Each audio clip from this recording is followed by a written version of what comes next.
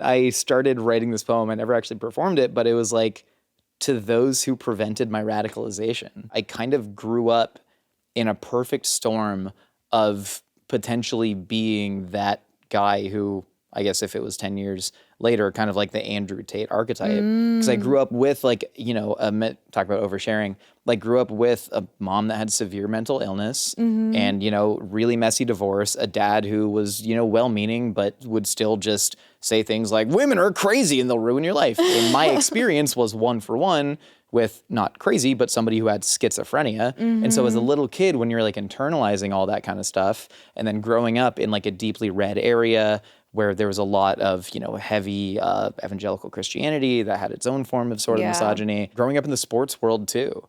I spent so much time at public gyms at the 24-hour fitness from the age of like 14 to 18. And like, I don't think people understand how much radical right-wing politics you are simply exposed to at a gym. Oh my gosh, it is so real. We went and shot in a gym recently and they just had like, don't tread on me posters. Okay. Their like merch was like, don't tread on me. And they were like, want a t-shirt? And I was like, I got so many tees. I've got too many shirts officially. But yeah, suddenly. so there were a lot of people in my real life, professors in college, just people that I met from, I remember meeting a girl freshman year of college who like came from a very different world up in Berkeley, and her mom was an academic, and learning about stuff from her.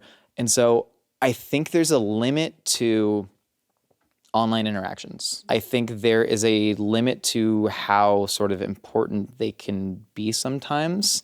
And I think having like a face-to-face interaction is so much more powerful.